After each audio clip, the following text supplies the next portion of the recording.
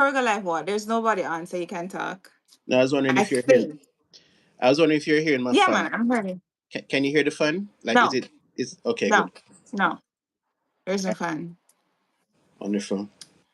So, Yeah. um,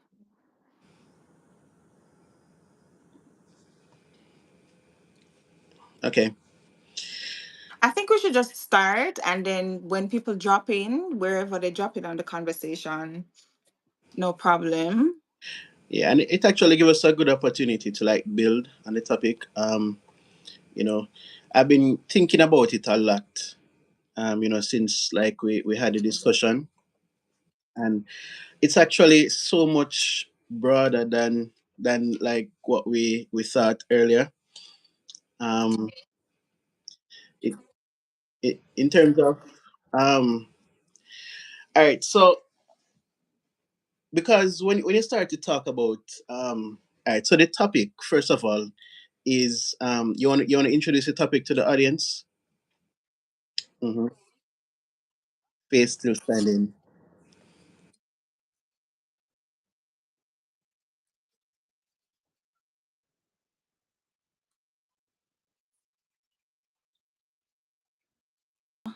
And I threw it out to you, and you're Mm-hmm. like, cool, because you like to talk about God too. But then you were like, let's talk about this particular topic. And Mm-hmm. then, yeah. So what inspired you to talk about that topic? Well, initially I wanted to talk about the topic because um, there have been a lot of in recent memory, a lot of people have been um, taking Unaliving their themselves? unaliving themselves. That's the word I've been looking for here. You know, and it has been attributed to mental health crisis. Like there is this judge recently that really um you know like took me down, and then the young As in lady. a judge in Jamaica? Yeah, the judge in Jamaica. It was a whole thing. It was on the news, and then the young lady as well who had the YouTube channel, and seemingly she had a lot going for her. You know what I mean? Who had a Um, YouTube channel? Oh, the Jamaican, she yeah, was like yeah, a supermodel or something like that. yeah. Yeah. Yeah, Okay. Yeah, I her. remember her. And so it's been a lot of people have been a lot of people have been going through like the motions, but behind the scenes, there's a lot going on, and so Yeah, I've but been. a lot of those people don't have an outlet. That is Some true. have some have outlets and some don't. So what do we do? Right. So I was thinking about it, and so when you brought the topic to me, I was like, it's like easy one to, this is what we should be talking about, especially from a Christian context. Like, how do we bring the two together? What does faith have to do with mental health?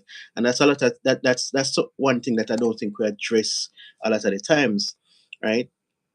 Um, so um, I thought that was a good angle to approach. And then this was the discussion that we're having prior to the hurricane, right? And then after And then the then hurricane, the the hurricane hurricane came. happened. Yeah. And Right. Oh, somebody in I the chat is asking what is it that we're talking about? We're talking about faith, we're talking about mental health.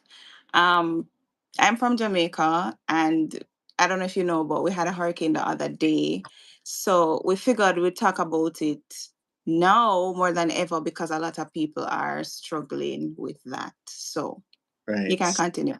Yeah. right. So Love is Bianca says hi. Hi, Love is Yeah, Bianca. I see her in the chat. All right. So so so after the hurricane, like I think the topic kind of evolved a bit more because we're seeing the videos and we're seeing how people were affected, and we're seeing how people that even weren't affected were responding to the hurricane. And I thought it was kind of interesting because it brought to the forefront the whole issue of mental health again. And Thanks, so guys. now we're looking at you know faith standing tall, but from a whole different perspective, because there's some stories that we have seen that have really like rocked us, and I've seen people who have been in the epicenter, like have visited the epicenter, and they're saying that they can't sleep because of the things that they have witnessed, you know I so have I a think that. question though. Like, all right, so talking about mental Mhm. health, talking about the trauma that, we went through, there's this talk about survivor's guilt, Mm-hmm. right? All right, we're going to get to that. I don't think we want to put that at the beginning, right? Listen, okay, fine. But Okay, fine, survivor's but we're guilt is going to talk about important, it. and it comes up a lot. And Yes. and so one of the things that I want to do, especially, from my sharing, is to integrate everything that we're talking about with the Bible and how the Bible addresses all of these things, Yeah. right?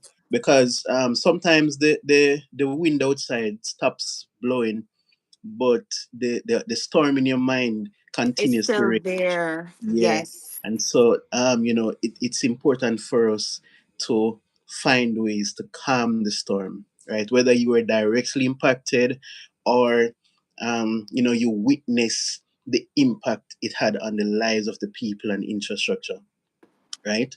So that's what I want to contribute to the discussion, right? Hi, M6 YouTube. Hi, thanks for joining. Yeah, continue, Dean. All right. All right. Um. So let I want to look at Hebrews 11 verse 1. It's a very common Bible text. Everybody Mm-hmm. who's Supposed to know that text. Christian, everybody who is a Christian who has been to church at some point, who is familiar with their grandmother um, going to church or taking them to church, might be acquainted with it. But for those who don't Who know, don't I'm just going know? to read the Yes. refresher, and we're going to go into it again. Um, so Hebrews 11 verse 1, it says, "Now faith is the substance Substance of things. things hoped for, the evidence of things not seen." Right? Mhm. So it is saying that faith provides um, a foundation for us to build on, right? It's the substance of things hoped for, the evidence of the things not seen. Especially in our current circumstances, we know that faith provides a foundation for when emotions collapse, right? In mental health challenges, feelings like anxiety, depression, or guilt. It doesn't mean when people experience those things, it doesn't mean that people lack faith, right? That's Um, a good point. That's a really good point because some people feel like, oh, because the person is anxious or, that person doesn't have faith. But being anxious, I don't think it excludes you from having faith. mm-hmm, One person that jumps out at me immediately was it Elijah mm-hmm. or Shah? Elijah, yeah, Elijah. So he, I think he prayed and it didn't rain for 3 years, was yeah. it? Mm-hmm. And then right after that, somebody threatened him and, he got scared. Was it Jezebel, I think? Yes, yes, And he yes. got scared, like anxiety kicking and the man just like run. So like don't tell me that if you have a little anxiety, it means that you don't have faith. This man prayed and believed that God would um not make it rain for 3 years and it didn't. But then a little bit after that, he experienced anxiety, but it Mm-hmm. doesn't mean that he didn't have faith. Right, right, right. I agree. Um, when we talk about even you mentioned Elijah. Elijah experienced depression, deep depression, because of the threats that Jezebel, sent his way, right? And Yeah, he I did. found that interesting because in Jamaica, like the percentage of people who suffer from mental health is actually very high, and I was surprised to find that some of the stats that I tried to find were pretty old. dated back to like 2016, thereabout. In Okay, 20, could you share those stats? sure. So like all right, so for example, in 2016, about 20% of the population suffered from some sort of mental health illness, That's right? believable. Or mental health condition, right? 20%. That's a pretty significant number, right? And the mental health conditions included depression, anxiety, chronic illnesses like bipolar disorder and stuff like that. No, people suffering from chronic illnesses who experience depression, right? You know, for depression, about 14% of the population, which is about one in every seven person, suffered from depression in Jamaica, right? Anxiety, about 4% of the population suffered from anxiety. And then the rates for I think it's a lot more now. No, I'm it, sure. probably a lot more now, especially with all Yeah, the disasters, because I think the impact of COVID-19 and then the hurricane kind of built on those things. not kinda. The hurricane has. Definitely. And then people with chronic illnesses actually suffer at a higher rate from mental health conditions, right? Um, Worldwide, over a billion people currently suffer from some sort of mental health condition, right? Um, and you know, um, females suffer at a higher rate than males, right? And Especially. that jumped out at me because I saw that stat. Hmm. Females suffer from mental health conditions on, proportionately greater than men, Hmm. but men commit suicide Let's at not a use that greater word. rate. Huh? I don't think I can use that word. Oh, men unalive themselves at a greater rate than women. And I found that really um interesting, but there's actually an explanation for it because oftentimes you find that women have avenues, have community that they can talk to. Women are more willing to seek a therapist and talk through their feelings, and a lot of men aren't willing to do that. So, That's true. Especially from the from what going from what you said. Um, Women attempt at a higher rate, but oh, their attempts are not necessarily in an effort to terminate. It's just more of an attention seeking type of thing. Like I need help. I'm going through something. And if the intervention happens, then they tend to recover at a higher rate. But mhm. men seek to not do anything about it until it reaches a point where you know um I feel like there's a stigma attached to it too, especially in Jamaica. mhm, There's a stigma attached to mental health, and I feel like that's why people don't seek out help. Women will more seek it out and just don't really care about the stigma, but men are like, I guess it's their ego. Then you're a guy, I think. So yeah, it's like their ego. You know what I mean? It's like their ego. They're like, okay, yeah. I don't understand, because I think it's just really important to talk about your feelings, and if you need help, you just need help. Go get Hmm. the help, you know? I think sometimes too it might be access to service, Access sis. to service. Well, that's true. That's true. But I mean, I think Hi, Rachel. not only that, but as you said, women have more avenues. So they tend to have more friend groups that are more intuitive. More willing to listen, more willing to take time out of their busy day to address these issues. Men on the other hand don't necessarily have that type of support, and so I think it's important for us to be intentional in terms of addressing those issues when it arises. Um, when Yeah, it and arises, and a amongst woman the a woman the- will notice a shift in her friend's attitude, and she'll pick at it. She'll be like, you know you're acting differently. What's up? What's happening? Whereas a guy probably won't do that. Men just move on, like, okay, and just move on. I So mean, I think that's why it's different for women. it is true, but you know what? Let's bring it back around to the faith part, because I feel like in terms of outside of seeking help outside of, Hmm. which is important. I think that faith is also important because it helps to ground us. Uh, Right. you know, if you're going through any circumstance and it doesn't seem like there's a way out, then your panic and your desperation builds. Fixing. You know? Yeah. And faith is an avenue that allows you to see a light at the end of the tunnel, or even if you don't see it, it lets you know that there is a light at the end of the tunnel, so it grounds you.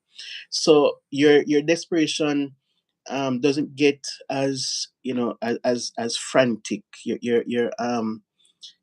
Because you know that there is a way out, there is something that can take me out of this situation, there is someone that is there to listen and to hear my cries and my plea. And so I think that is the role that faith plays in mental health.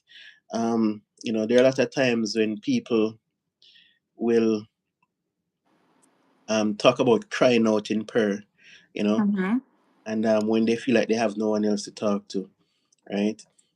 And Well, now that you bring that up, let me pick a bone. So, mhm. there are some Christians who believe that, listen, anything you go through, you just pray and that's it. You just leave it there. You don't need to go to the doctor. You don't need to talk to anybody about it. What are your thoughts on that? And I don't believe in that. I believe that they work hand in hand. I mean, prayer is important, right? Hmm. But I mean, if I broke my finger, I wouldn't just pray about it. Yeah, Right? I would also go to the doctor. If I broke my if I had a fever that was unbreakable, it wasn't breaking, I wouldn't just pray about it. I would go to the doctor as well. That's You know, right. and a lot of times we treat our mind as abstract. Your mind, just like your liver, can break. You know what I mean? And so I believe that if you are having any type of mental health issue, you should seek counseling. There are people who are trained, to deal with it. So while prayer is important, if you break your finger and you pray, that is good. It's important, but you definitely want to get it, get the splint put in, you know. Same thing with your mind. You want to get that splint put in. You know what I mean? You want to go to the trained professionals that are going to help you to straighten that thing out. You Hmm. know. So I think that that's important as well. Yeah. Can you think of I know a lot of times as Christians and unbelievers looking on will look at us and say, "Yo, whatever." Not every situation in a real life you can relate to in the Bible. So we're talking about faith, we're talking about, depression, mental health, all of that. Can you think of a character in the Bible who, separate and apart from the ones that we mentioned before, who went through something that was like seriously traumatic? And this is supposed to jump out at everybody. Went through something seriously traumatic, but we see where faith Hmm. would have brought that person through. Does any Bible character jump out at you? And do you think that that's relatable to us today? All right. So, like, there are two that jump out to me. But there's one that I think experienced all the mental health symptoms that I could think of. But two jump out to me: Noah and Job, Mm, right? right. And Noah, I'm going to mention when we talk about survivor's guilt. I want you to save Noah for the survivor's guilt Right. conversation, because when I thought about that, the person who jumped out at me was was Job. And I know Mm-hmm. everybody talk about Job, but Job went through it. Mm-hmm. He Job did. went through it, He and did. he didn't And unalive himself. he did not, but he contemplated it though. Interestingly, I'm Job. sorry. I'm sorry. You said he contemplated. The Bible said that? No, like I want to know, where did it say that? Come share with me. Or are you just saying you think that he? All right, Job said, "Why keep me alive when I wish to die?" Oh, okay, but that's him reasoning with God. That's not like him. I want to kill Job myself. That's wanted him to talking. die. He Yeah, wanted to but die. I He feel was like looking that's for a way. different. No, I'm I feel like sorry, that's I shouldn't be saying. different. I feel like I shouldn't be saying that word. unalive, But right? Use unalive. I feel like that's different from trying to unalive I mean, yourself. he You didn't try talking to do to it, God, you're like, God, why am I alive? I he want to didn't. die. No, he didn't try to do it, but he had the thoughts, though. He had the thoughts. He Okay, had the thoughts. What's important to hear is that having the thoughts um is not the end of the line. You know, it's it's not what the end you do. all. It's what you do after you have the thoughts, right? But Job experienced grief and depression. You know, what I mean, he tore his robe and he shaved his head. You know, Job 1 verse 20. He experienced despair and hopelessness. You know, what I mean, Job 3 verse 11. You know, he said, "Why did I not perish at birth? Why was I born to experience all this heartache and pain?" You know what I mean? And I think He, everybody knows the gamut of what Job went through. So these mhm, questions are not like, they're not out of the box. right. It's not. And Job also experienced isolation as well because you know, he separated himself from all his friends at one point, right? And you know, all of this coming from him losing his children in a natural disaster. In a natural disaster, Disaster. Talk about Melissa. right? And I don't know if this kind of brings me to the point where I want to segue and talk about some of the stories that we see coming out of Jamaica, and Wow. it's like I There. told I told you this off the air that Mm, I have to have blocks of time where I might scroll on IG and look at these things, and then I have to have blocks of time where I say no, no more, because no, it's too much. it's Too much. it's too much every single day since the hurricane. Hmm. And this thing is, the stories are inexhaustible, and it gets overwhelming at a point because At this point, it's beyond overwhelming because I can't go on Instagram and see a story and don't laugh, not cry. yeah. You will see a one and two story where you find persons taking a bad situation and making joke out of it because we're Jamaicans and that's our nature. But when you hear the stories of how a mother died, a baby died, you just Mm. you just cry. You just You know, cry. there are two stories that stood out to me, and one in particular, there's this man who was telling his story. And he said that in the middle of the storm, his house blew away. No, yeah, his house blew away, and it started to flood. And he jumped out of the house, landed on his head, right, and he couldn't move because of how strong the hurricane was. He was just lying down. He managed to crawl to the road, and he was just lying down in the middle of the road, and he couldn't see anything. Things were just flying over him, flying over him, flying over him. And then in the eye of the storm, he started to crawl because he was badly injured. He started to crawl towards something that he thought he recognized. And somebody who came out to assess the damage saw him and directed him to somewhere that was safe. And he said that's where he hunkered down for the remainder of the storm. And it was just so that story, you know, he didn't get to the hospital until 3 days later, right? And he was badly injured. When he made the video, he had a neck brace and he had a sling, and you know, he was badly injured. There's another story, I think I was sharing that with you, about the father whose daughter, um, you know, sadly did make it. Mm-hmm. because I remember that story. the house collapsed, and she got impaled by a nail. Well, not impaled, but she got struck by a beam that had a nail in it in the back of her head, and he held on to her for 3 days, and then you know, Buried her. yeah, he had to bury her because nobody was coming to help. And then he found out that her mother, which her mother who was living in another one of the parishes, who was staying, I don't know if she was living there, in another one of the parishes that was affected. She also died during a storm. Yeah, I heard that. Actually saw you sent me the report and I saw Yeah, it and I sent you the crying emoji because yeah, yeah, that yeah, that was one of my crying sessions, yeah. and I Because, remember the reporter like asking when he spoke about the mother of the child hmm and he told the reporter was in shock. And then yeah, he was like, listen, we don't want to talk about it. and We not he even like for started, remember it. he actually started to cry at that point, but his back was turned to the camera because I guess he didn't want to, be looking in the camera. And then he was like, "I'm not gonna. I just don't think about it. I divorce myself from the thoughts." And so it's a lot of stories like those that we're seeing, and then we're I, seeing. Hmm?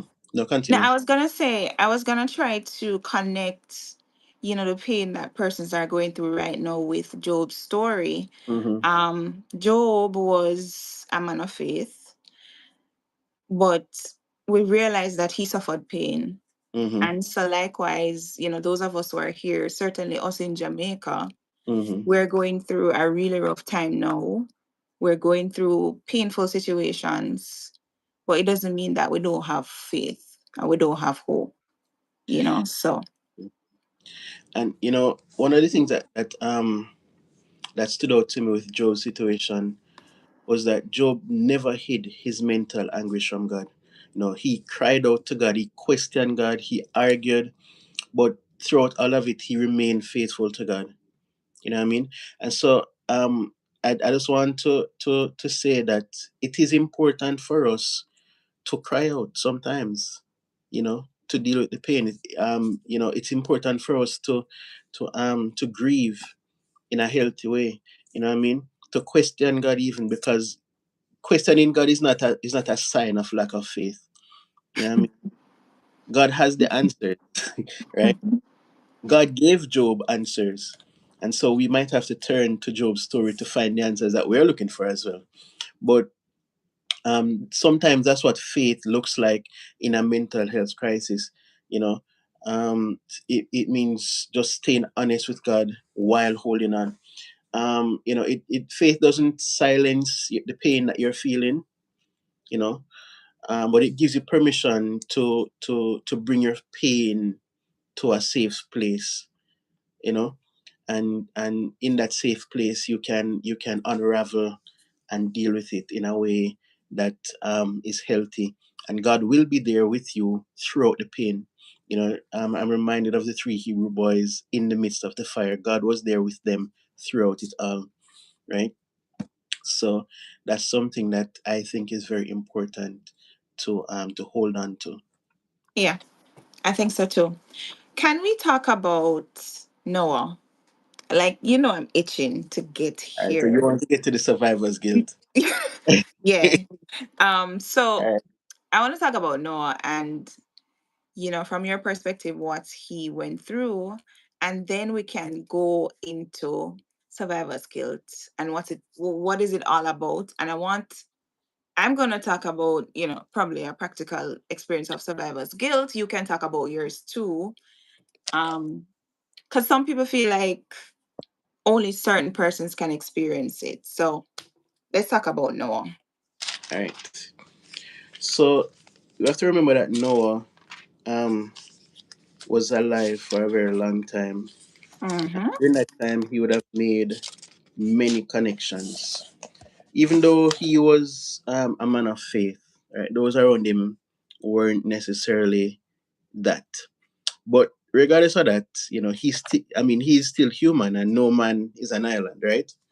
And so, Right. being a man of faith and being human, he would have had many friends, people who he looked up to, people who looked up to him, people who was close with, you know, his wife would have had a best friend somewhere, his children would have had playmates, you know what I mean? His community that he lived in, he would have had neighbors that he was friendly with, you know, Yeah. maybe a shin buddy or two, and none of them survive. Hi, Sean Tapman. Hi, Glassme Edwards, um, and Noidas. Okay. Oh, that's me. Oh, that's you. Okay. Oh, my bad. All right. So yeah, so he would have had people that he would have connected with, and none of them made it, right? And so the Genesis 9 verse 20 and 21 talks looks at Noah after the flood. After the flood, right? Mhm. It says, in verse 20, it says, "And Noah began to be a husbandman, and he planted a vineyard, and he drank of the wine and was drunken, and he was uncovered within his tent." Right? And so the Bible shows Noah in a very vulnerable position, right? We suspect that Noah was drinking to drown the The pain, sorrow. right, of Yeah. losing everybody in during that flood, right? And so Noah experienced survivor's guilt, right? Job also experienced survivor's guilt as well, right? Job, as I mentioned earlier, said, why keep me alive when I wish to die? He wanted to be with those who had passed, right? Or in the same position as those who had passed, right? And so survivor's guilt. What is survivor's guilt?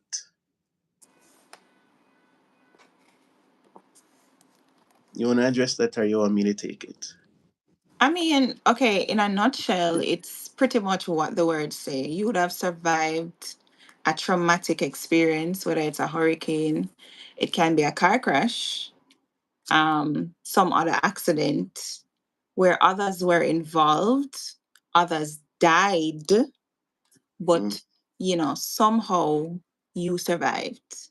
mm-hmm, And so after surviving, after living through the ordeal or the experience, you these emotions like, why am I here? And you feel guilty pretty much about everything. It's to the hurricane now. We mm-hmm, find, especially in Jamaica, we find that at this point in time, post Hurricane Melissa, a lot of persons are experiencing survivor's guilt. mm-hmm, A lot of us didn't even know what that was about. We never know the term. We never know what it means. We just know, say, hurricane pass, whole heap of destruction in the west, and then you on the eastern side of the island, you're doing regular things and you're like, why am I feeling this way? You're guilty about, you want to buy something off Amazon and you're saying, but this money could be used to help somebody. You wake mm-hmm, up in the morning in your bed, your warm bed, and you start to say, but there's somebody down there down west who don't have a dry bed, they don't have a roof, and you're just like, so that's, in a nutshell, that's survivor's guilt. survivor's guilt. And Yeah. it's affecting a lot of people, because I'm seeing more and more videos of people, talking about how hard it is for them to sleep, how hard it is for them to eat, knowing that there are people who haven't had a warm meal, um, I in, I haven't been eating well. I can tell you that. you know, and and as much as it affects people on the other side of Jamaica, I know it affects a lot of people who Are overseas work like as you. well. How has it affected you? Because when I wake up and I see the destruction in my country, it brings tears to my eyes a lot of the times. I go to work and I think about the people who are unable to earn now, because everything that they would have built in the last how many years destroyed, totally flattened. You know, Mhm. um, you think about how the children are doing, how they're processing it, the type of trauma that it is having, traumatic effect that it is having on them.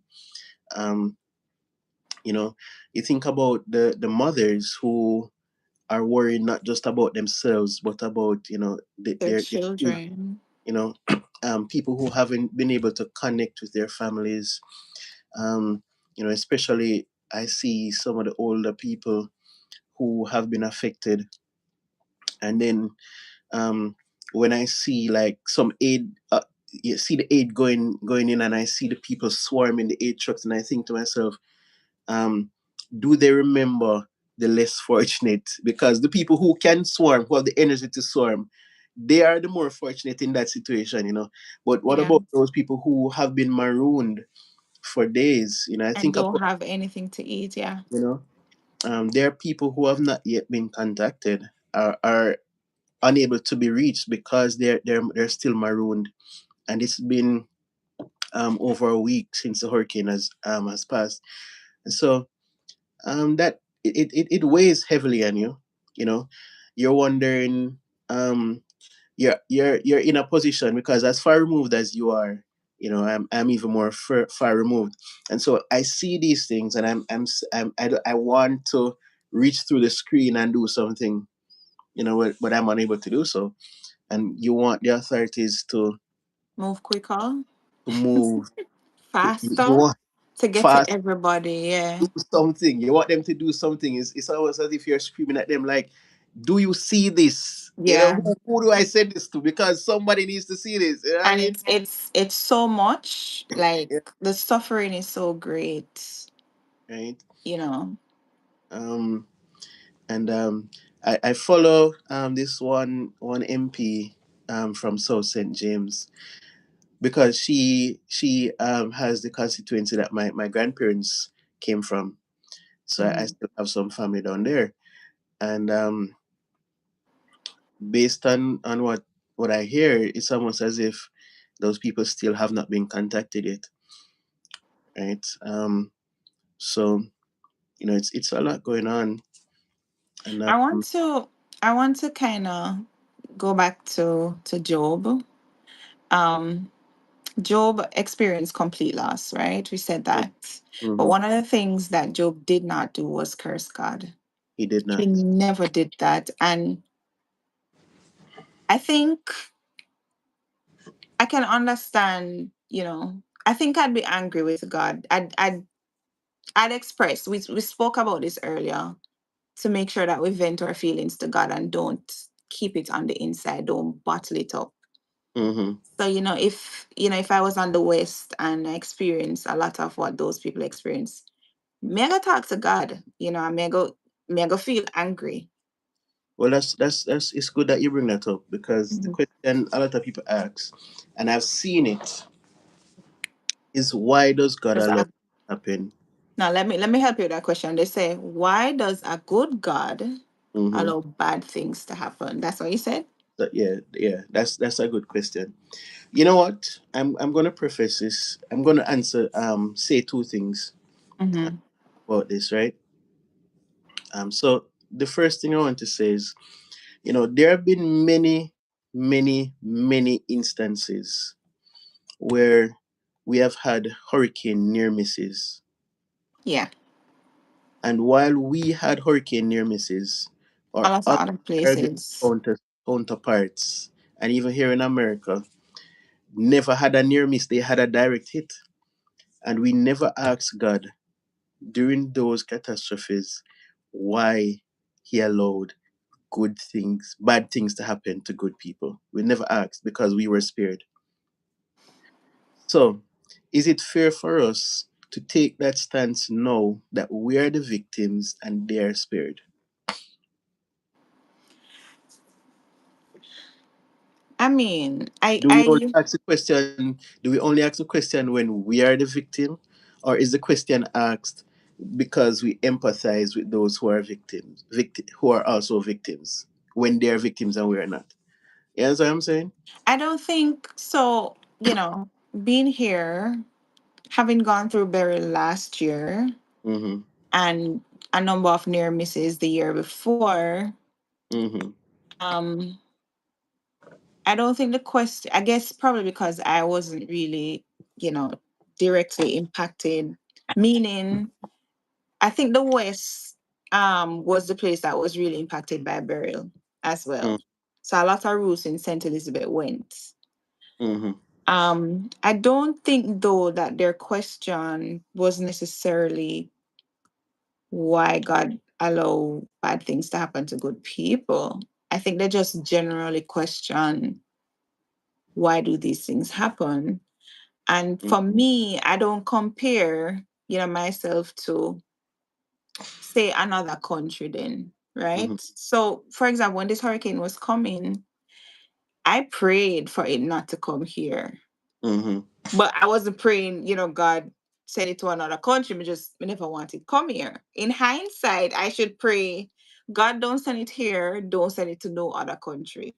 Now, the reason why I asked that question, though, is because in past, I've heard people say that God loves Jamaica, right?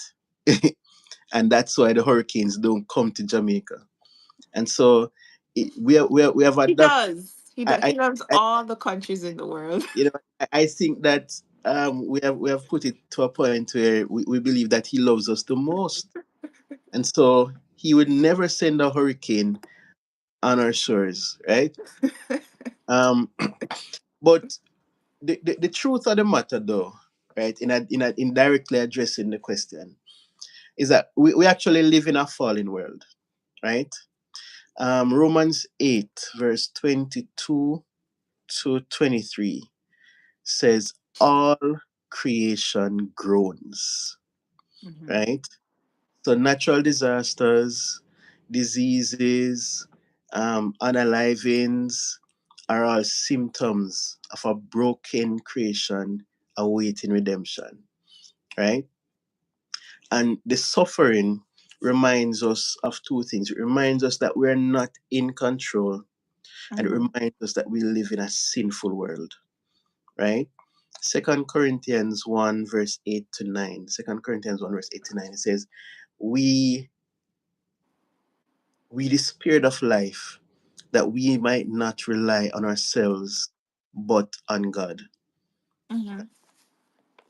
So God works even in tragedies.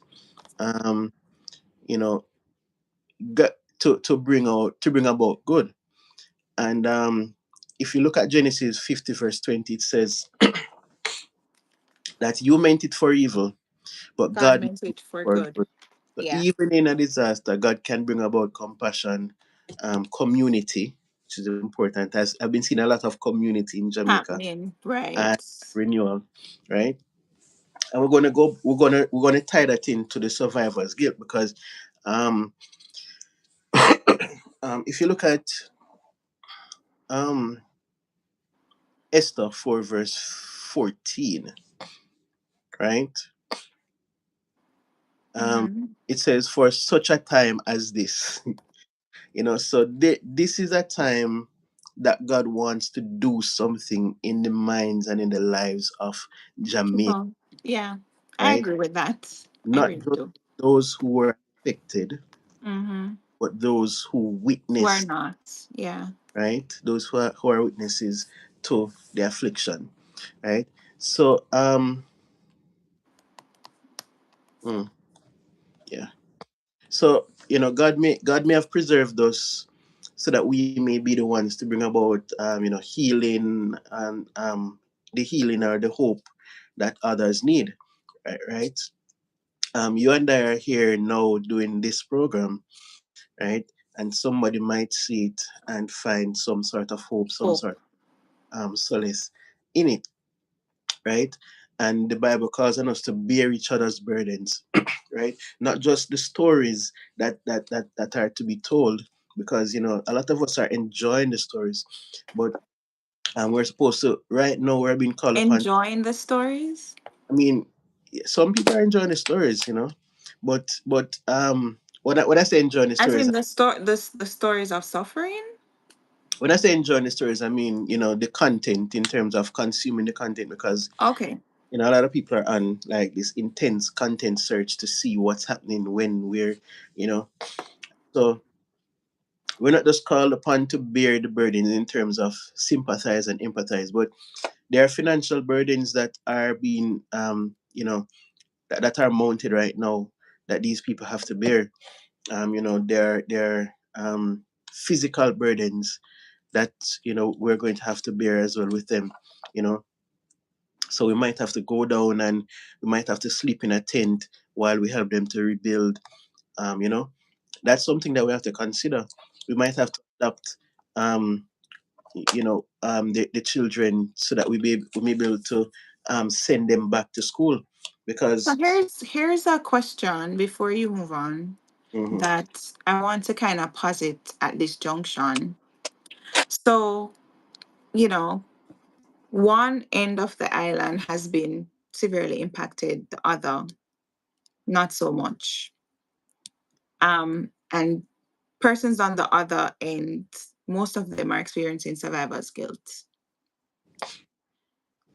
to the extent that you have some persons who just don't want to have fun, Mhm. enjoy themselves, live their lives. How do you balance that? How do you um,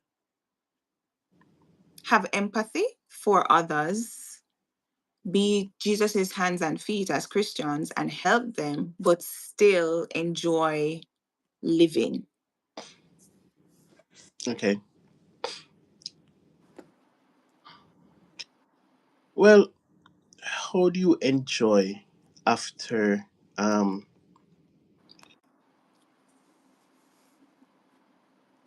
that's a good question. You know, um,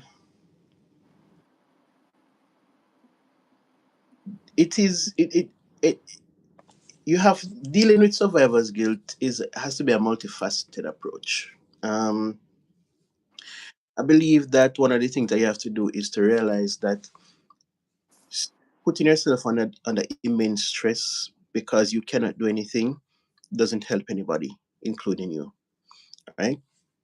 And so, while you may not be physically able to do something, um, prayers do help. Prayers work miracles.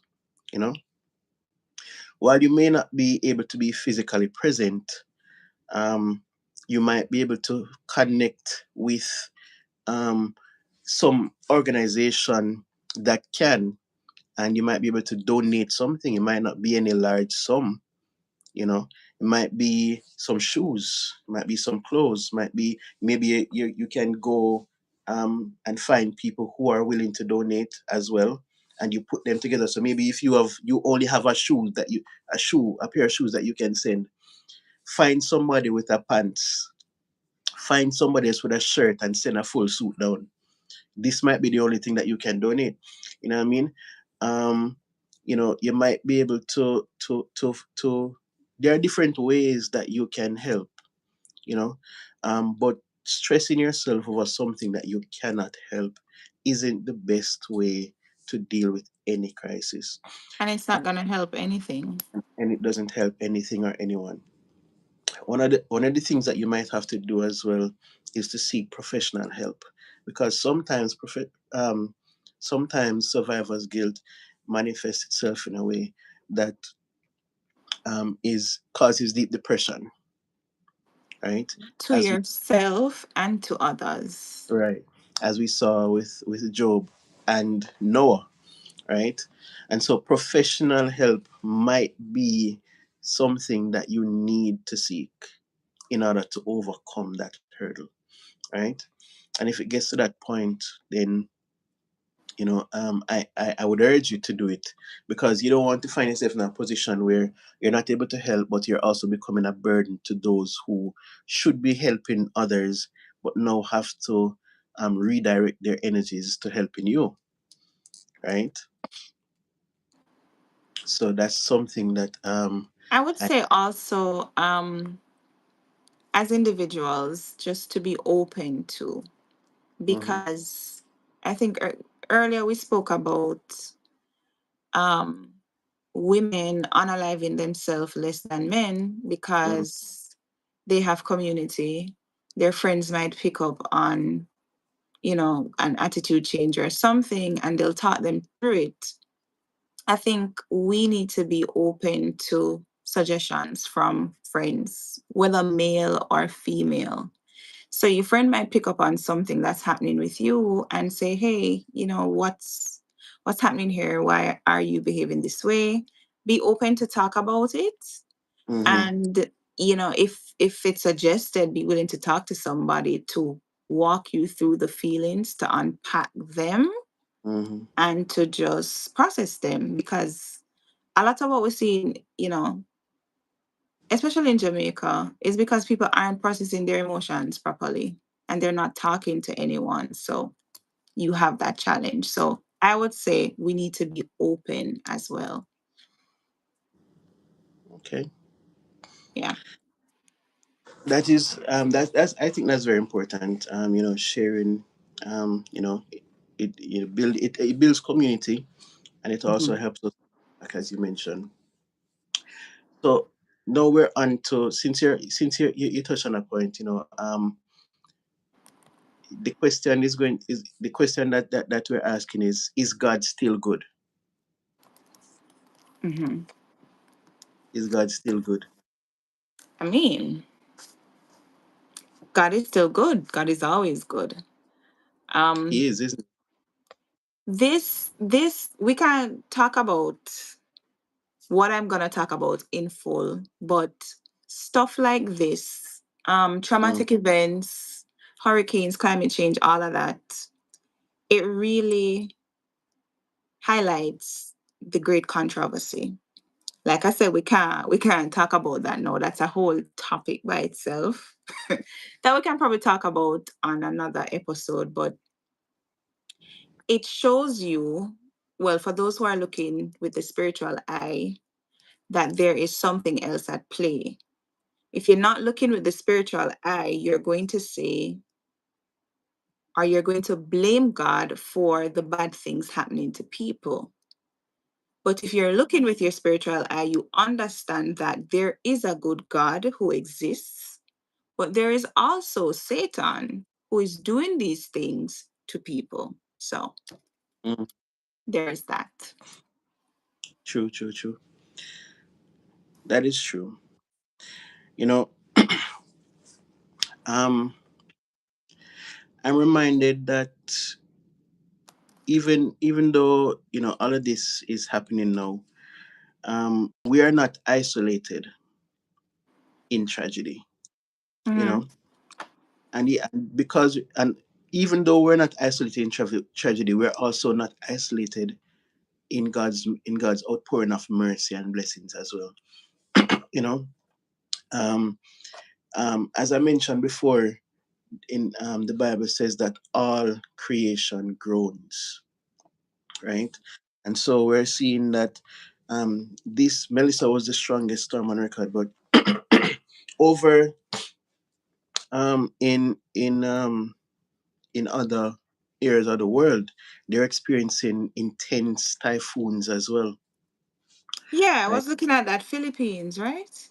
Yeah, It was the Philippines. Philippines? Yeah, yeah. I think they said over 100 people died in the Philippines, right?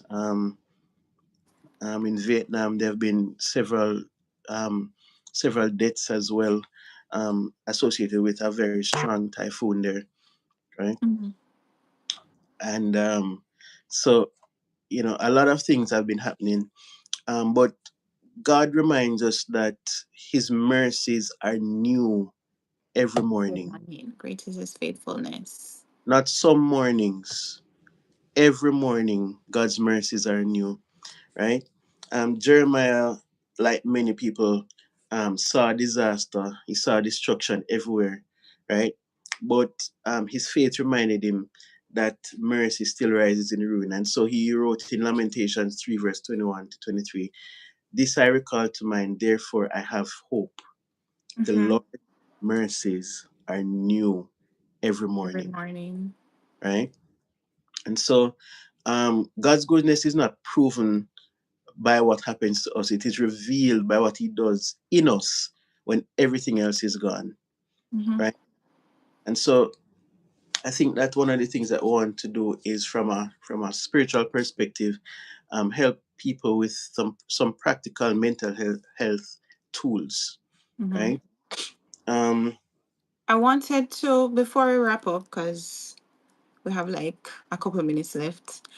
mhm, One point that I wanted to bring out, our one character was Nehemiah mhm, and how he dealt with um, devastation and, I suppose depression and feeling down and all of that. So Nehemiah rebuilt Jerusalem's wall, right? mhm, Now, in the midst of his sadness and all of that, I think we can use his example when we're going through our grief too. First, he mhm, prayed to God, talked to God, and we said that earlier. Talk to God about how we feel and what we're going through and whatever. Then he worked with others to build. We spoke about that too because we talk about community and all of that. And I would say that's what we're doing now because you have a lot of aid organizations going down there. You have mhm, regular persons like myself going down there. I'm going down there tomorrow. Um, so I think that's following in the footsteps of Nehemiah. mhm. And biblically, that is a good way to help others during times of crisis. So that's an example that we can also use. All right. I just wanted to leave, leave you guys with some mental health tools and some practical faith applications that you can use, and then give you Mm-hmm. Bible verses just before I close. So one thing that I recommend is pray and lament, right? Emotional regulation, stress release, that's important, right? But talking to God honestly about how you feel and what you're experiencing, very important. And one, two scriptures that you can use to back that up: Psalm 42 verse 5 and Psalm 62 verse 8. Um, Community and worship. Finding a community restores, your feeling of belonging and reduces isolation. Gratitude journaling, it builds hope and it gives you perspective, right? And when you look back on the things that you wrote, it will show you how you have grown in along your faith journey. Serving others is Agreed. very important. Through service we find ourselves, it gives us it helps us to fight guilt, it helps us to restore our purpose, and most important, counseling counseling, right? Because you want to integrate that healing of mind and spirit. So combine your counseling with your faith, right? Remember, Isaiah 43 verse 2, when you pass through the waters, I will be with you, right? God gave us those scriptures as reassurance. Psalms 46 verse 1, God is our refuge and our strength. Romans 8 verse 38 and 39, Cancel. nothing can separate us from the love of God, right?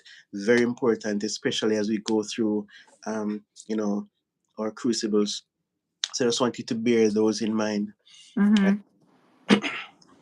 All right. So my last words. It's actually some tips that we got. So if anybody is joining us from Jamaica, I got some tips in a group on coping with hurricane trauma. So I'm gonna share a few of them. One says to channel your emotions into actions. Take time to listen more than you speak. Be sympathetic. Feel your, and I think you said that too, feel your feelings no matter what they are: anxiety, fear, sadness. And I think that correlates with, you probably talking to others about it or you talk to God about it. Mhm, More than one thing can be true at the same time. You can be happy and sad or even guilty at the same time. There's no right or wrong in it. Take care of your body. Rest, eat, breathe, hydrate. You need to love yourself even more. And I like these tips because I remember sharing an experience with you about an interaction and how clearly some persons were feeling survivor's guilt and how one person decided to deal with it versus another. So there is that. Be patient and handle people kindly. Their actions will be offbeat, but cope with their idiosyncrasies. And I think that's important too. Talk about it and connect with those who understand. Being quiet can hurt. So talk about your feelings. Don't bottle it in.